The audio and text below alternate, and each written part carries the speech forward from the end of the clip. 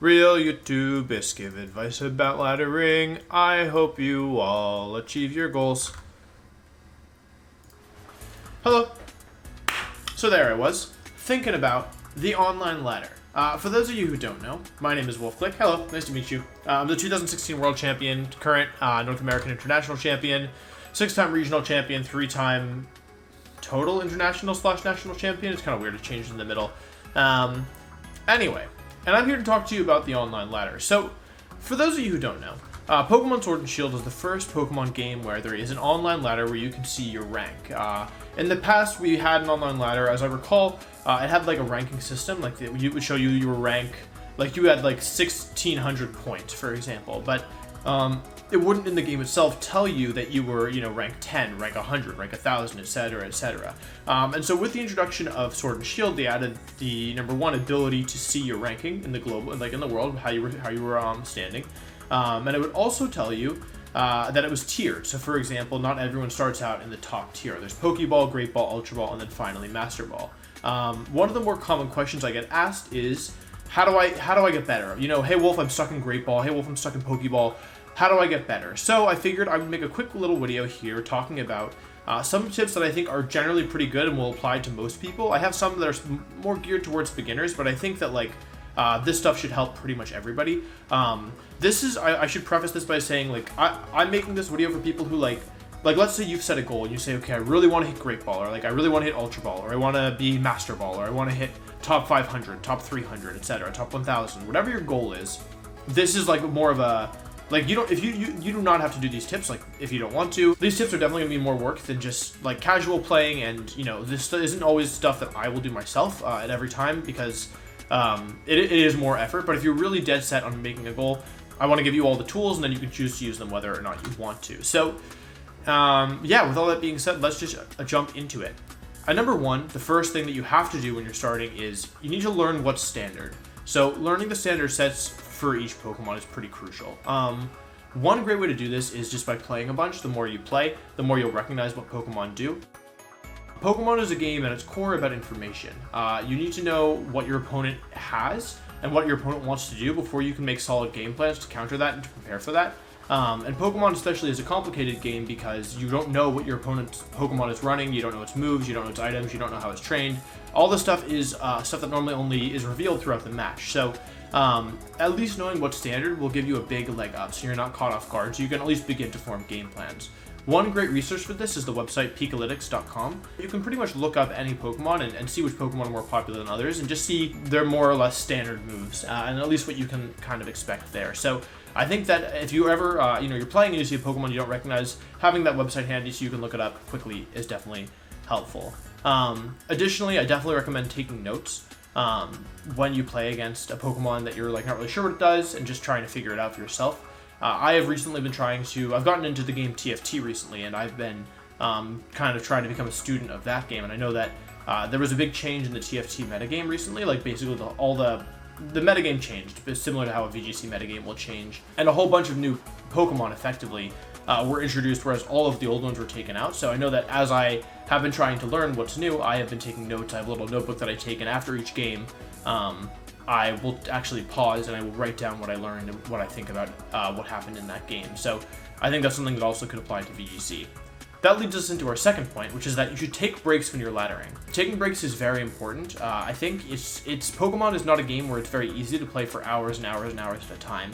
In fact, normally it's a game that really suffers when you are tired. So I think that one of the best things you can do if you've set a goal for yourself of trying to achieve a certain rank is that after a few games, if you're winning, take a break. And also after each loss, I think it's important to take a break as well. The reason for this is that it's relatively easy to go on tilt, and Pokemon is a game where if you're reckless, you can lose really quickly, and if you miss things or make little mistakes, it's not a game where there's a lot of room for error. A small mistake can cost you the game, so if you're really serious about trying to get to the next tier or reach your goals, you should take breaks relatively often. This leads us into our third tip, which is that it's important to pay attention to your mental state, how you're feeling, before even starting to play. I know that if you are, there have been times where I have, not really felt like I'm at my best, and I've loaded up the game and I've tried to play some Pokemon, and I wasn't in a great place, like, or I wasn't really focused before starting, and so for that reason, like, it's very easy. It's very easy to lose in Pokemon. Pokemon is a game where it's extremely easy to lose. So, putting yourself in a position where you are at your best when you're playing is important, especially because it's very draining and tiring to play Pokemon, especially for long stretches of time. So making sure that you're at your best when you start, pretty helpful. Additionally, there's some things you can do that will help keep your stamina up while you're playing. It's always good to have water nearby. I know that for me, like, drinking water is just, it's a very natural thing, and also it helps me to stay focused and just to keep myself feeling good. So that's something that anyone can do. Just have a glass of water nearby you when you're playing, and obviously make sure you've eaten before playing as well. Number 4. This one is a bit trickier, but it's important to know why you lost. Figuring out why you lost is a really good step in figuring out what's going to happen in the next game. So it's important to figure out when a loss is because of your team and when a loss is because of your playing. That's kind of the distinction that I make in my head, and of course sometimes the lines are a bit more gray. A team loss is basically like, you know, apart from playing near perfectly, with the information you have, did you have moves that you knew at the time or that you could have known at the time would be better, which would have avoided you losing? And if the answer is no, that's normally a time to assess your team. If the answer is yes, it's important to figure out how you're not going to make those same mistakes next time. So one example of this is, let's say you accidentally lose a game because electric terrain was up and you used your Amoonguss Spore into a Mon that was touching the ground so that it didn't fall asleep, and you lost momentum because of that. That's an example where there's a very clear mistake that you made, and you can go back and fix that, and if that would have changed the outcome of the game, then you have your answer. But yeah, like for example, a very basic example, but if your team is all slow grass type Pokemon, your opponent leads Ninetales Charizard and they just click Heat Wave and win, probably nothing you could do there, right? Normally the cases aren't necessarily that clear. It normally takes a little bit more thought. But this skill is also going to be helpful in best of 3 if you go to tournaments, because you'll be able to assess on the spot like how you need to adjust between games. So I think it's a very important skill to have, although it is difficult for sure. At number 5, I would say don't be afraid to experiment. This is more in the team building area rather than the actual playing area. But I think it's good. Like, people sometimes will get locked into just using things that they know are good, and I think it's totally fine to step outside the box. Like I said, Pokemon is an information game, and especially in best of 1, which is what our Wi-Fi ladders are, you can definitely win games because you're catching people off guard. So it's a format that rewards being a little cheesy. You don't have to be cheesy to win, but it definitely doesn't hurt, I would say. One other tip that I would say falls under this category is that there's nothing wrong with taking inspiration from the people you're playing against. If you are on the ladder and you play against something that seems neat and you're like, oh, I kind of want to try that, you know? I would say, like, there's nothing wrong necessarily with being inspired by other people. Of course, within the competitive community, there is some discussion on, like, stealing teams versus, like, building your own team, but I think if you're just playing a game and you play against someone on the ladder and they have a neat idea, I wouldn't worry too much about it. Yeah, especially also, like, sometimes, like, if there's, like, a strategy that looks really cool, I think that's also something, like, for example, if you play against, like, a Trick Room team and you're like, oh, that looks really cool, I really like that strategy, I really like how that game kind of went, I think it's good to follow kind of your instincts and see what appeals to you. So that's another thing that you can learn from your losses is, like, what strategies would you like to try next in general. At number 6, this one is also more of a soft skill than a hard skill, but I think it's important to get a good feel for what's popular within the people you're playing against. So I say within the people you're playing against because it's going to vary, right? The teams that are popular in Pokeball Tier 2 are going to be different than the teams that are popular in Master Ball Tier. So yeah, I think it is good to kind of know the metagame for where you are. One example is I would expect teams that rely more on rain to be better in the lower tiers, whereas I know in the upper tiers, I haven't really seen very much rain at all currently. So that's just one example.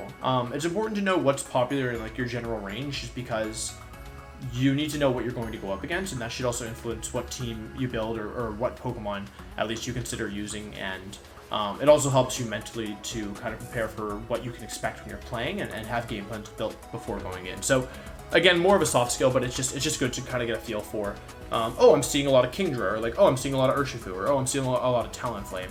Just things to be aware of, you know.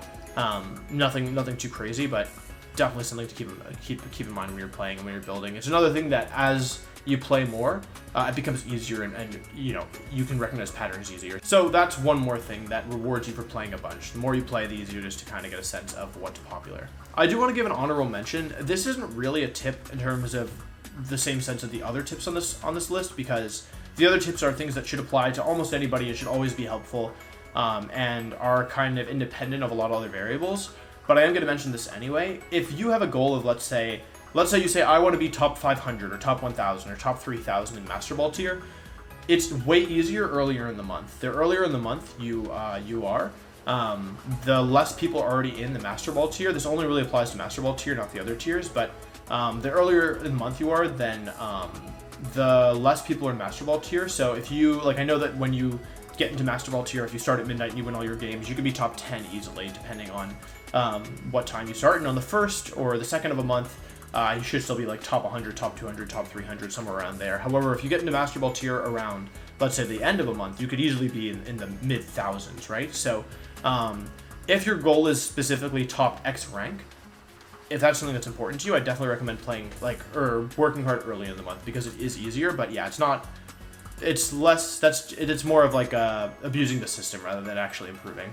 My last tip is something that I think would benefit a lot of people if they did it, although I know very few people actually do, and that's to take notes while playing. I don't do this myself when I'm laddering most of the time, unless I'm preparing for a tournament and playing seriously, but if you are really serious about playing, note-taking is very important. I take notes in every tournament I play in, because it just improves your overall understanding of what's going on a lot. Pokemon, like I've been talking about, is an information game, and that means, like, when a Pokemon reveals a move, that's one less move you have to worry about, and it's also one less move that they could potentially have. And so starting to narrow down the information, starting to write down things that you notice and things that you recognize are all very, very useful, and it's a really good habit to build. It is more effort, though. This is like, yeah, so of course, you know, if you're just trying to play for fun, maybe you don't take notes. And of course, you can also, you know, mix and match it and pick which of these tips apply to you and which of them you think would be good. And the ones that don't sound as good to you or don't appeal to you, you don't have to do. But although it's difficult, I do think that taking notes while playing, and when I say taking notes, I could do a note-taking video at some point, because just talking about how I do it, but it's very basic. You write down the Pokemon you've seen. I normally write down the Pokemon in preview, even though the game tells you, just force a habit, because it used to not tell you. So just write down the Pokemon in preview, and then just like things you notice. So every time a Pokemon reveals a move, I write that down in tournament. Every time I see an item, I write that down. Any notes about speeds, I'll put like little notes to myself. We're not talking about anything fancy, just kind of keeping track of what you've seen. That's also like helpful if you want to go back and think about a match again and be like, oh yeah, I lost to that one strategy, like what happened? And then you have notes to review. So taking notes after games, thinking about what went well and what went poorly, that's an earlier tip, but then also taking notes while you're playing is another one that I think would really benefit a lot of people. So that's it. That's my top 7. Let me know if you enjoyed this video. Let me know if it was helpful. If you end up using these and you end up climbing, let me know. I'd love to see it. But yeah, if you're interested in more of this kind of content, just let me know. Thanks for watching, and I'll see you next time. Goodbye.